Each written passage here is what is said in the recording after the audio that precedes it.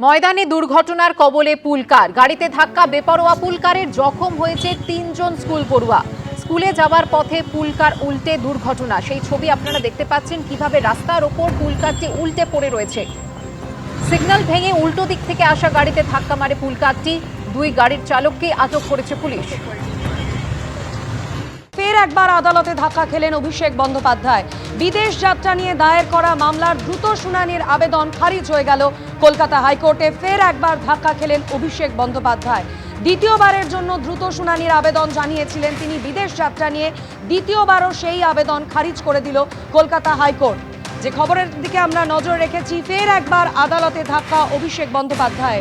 বিদেশ যাত্রা নিয়ে দায়ের করা মামলার দ্রুত শুনানির আবেদন খারিজ করে দিল আদালত। সৌভিক মজুমদার আমাদের প্রতিনিধি এই মুহূর্তে টেলিফোন লাইনে রয়েছেন। সৌভিক, প্রথমবার এই আবেদন তিনি করেছিলেন ঠিক 1 সপ্তাহ আগে 22 তারিখ, আর আজ দ্বিতীয়বার আবেদন, সেই আবেদনও খারিজ করে দিল আদালত। এবার কি পর্যবেক্ষণ? দেখো, একেবারেই কলকাতা হাইকোর্টের সেই সময় যা পর্যবেক্ষণ ছিল, আজও সেই একই পর্যবেক্ষণ যে অভিষেক বন্দ্যোপাধ্যায়ের তরফ থেকে যে মামলা করা হয়েছিল, অর্থাৎ যে বিদেশ যাত্রার অনুমতিতে যে মামলা করা হয়েছিল, তার দ্রুত শুনানির এই মুহূর্তে কোনো প্রয়োজন নেই বলে কলকাতা হাইকোর্ট মনে করছেন। এবং কলকাতা হাইকোর্টের মহামান্য বিচারপতি সৌগত ভট্টাচার্য তিনি বলেছেন যে একেবারে কলকাতা হাইকোর্টের যে মামলার তালিকা হয়, সেই তালিকা মেনে অভিষেক বন্দ্যোপাধ্যায়ের যে মামলা রয়েছে সেই মামলার বিচার প্রক্রিয়া সংগঠিত হবে। কোনো দ্রুত শুনানির প্রয়োজন আছে বলে কলকাতা হাইকোর্ট মনে করছে না। এবং মাননীয় বিচারপতি সৌগত ভট্টাচার্য তিনি মনে করছেন না যে এমন কোনো আপাতকালীন পরিস্থিতি তৈরি হয়েছে যে পরিস্থিতিতে এই মামলা এক্ষুনি শুনানির প্রয়োজন রয়েছে। ফলে তুমি জানো যে আপাততভাবে অভিষেক বন্দ্যোপাধ্যায়ের বিদেশ যাত্রার অনুমতি সংক্রান্ত যে মামলা, তার বিচার প্রক্রিয়া কবে কলকাতা হাইকোর্টে শুরু হবে সেটা এখন অনিশ্চিত হয়ে পড়লো। ফলে তুমি বুঝতে পারছো যে এর আগে অভিষেক বন্দ্যোপাধ্যায় তিনি কলকাতা হাইকোর্টে দ্বারস্থ হয়েছিলেন এবং তার বক্তব্য ছিল যে তাকে 5 থেকে 7 দিনের জন্য বিদেশ যাত্রার অনুমতি দেওয়া হোক। তার কারণ সেখানে তার চিকিৎসার প্রয়োজন রয়েছে এবং চিকিৎসার কারণেই তিনি কিন্তু বাইরে যেতে চান এবং সেই অনুমতি তিনি কলকাতা হাইকোর্টে চেয়েছিলেন। কলকাতা হাইকোর্ট এর আগে তোমার মনে থাকবে একটি মামলার প্রেক্ষিতে অভিষেক বন্দ্যোপাধ্যায়কে গ্রেফতারির মতো কোনো কড়া পদক্ষেপের থেকে রক্ষা কবচ দিয়েছিল। কিন্তু যখন সেই রক্ষা কবচ কলকাতা হাইকোর্ট দেয়, সেই সময় কলকাতা হাইকোর্ট বলেছিল যে কলকাতা হাইকোর্টের অনুমতি ছাড়া অভিষেক বন্দ্যোপাধ্যায় তিনি কিন্তু দেশ ছাড়তে পারবেন না। ফলে সেই কারণেই, চিকিৎসার কারণেই অভিষেক বন্দ্যোপাধ্যায়ের যে বিদেশ যাত্রার প্রয়োজন রয়েছে সেটা আটকে রয়েছে।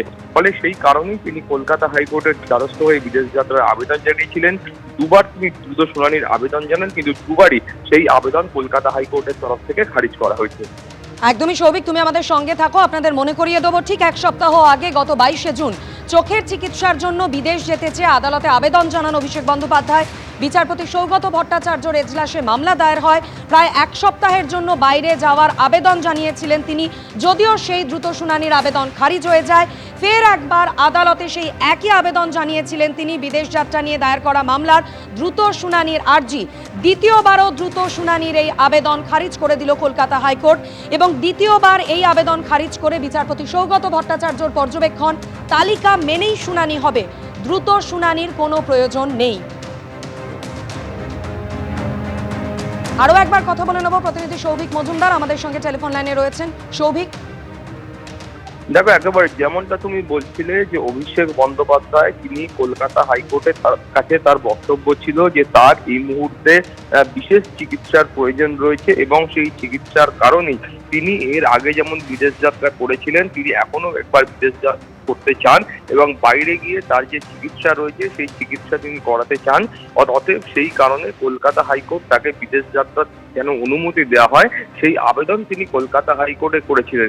এখন তিনি বিদেশ যাত্রার জন্য কলকাতা হাইকোর্টের কাছে কেন আবেদন করেছিলেন, তার কারণ হলো তোমার মনে থাকবে যে একটি মামলার প্রেক্ষিতে অভিষেক বন্দ্যোপাধ্যায়কে কলকাতা হাইকোর্টের তরফ থেকে রক্ষা কবচ দেওয়া হয়েছিল এবং সেই রক্ষা কবচ যখন দেওয়া হয় তার শর্ত হিসেবে বলা হয়েছিল যে কলকাতা হাইকোর্টের অনুমতি ছাড়া অভিষেক বন্দ্যোপাধ্যায় তিনি কিন্তু দেশ ছাড়তে পারবেন না।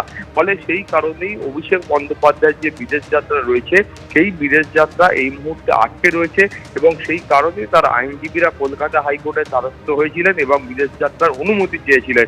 ফলে এর আগেও যখন অভিষেক বন্দ্যোপাধ্যায়ের আইনজীবীরা দ্রুত শুনানির আবেদন জানিয়েছিলেন, সেই আবেদন খারিজ করা হয়েছিল। আজকেও কিন্তু সেই একই কারণে তার আবেদন খারিজ করা হয়েছে। কলকাতা হাইকোর্টের মাননীয় বিচারপতি সৌগত ভট্টাচার্য মনে করছেন না যে এমন কোনো আপাতকালীন পরিস্থিতি তৈরি হয়েছে যে পরিস্থিতির কারণে এই মামলার দ্রুত শুনানির প্রয়োজন রয়েছে। ফলে একেবারে যে তালিকা রয়েছে সেই তালিকা মেনেই এই মামলার বিচার প্রক্রিয়া কলকাতা হাইকোর্টে সংগঠিত হবে। ধন্যবাদ সৌভিক। এবিপি আনন্দ এগিয়ে থাকে, এগিয়ে রাখে।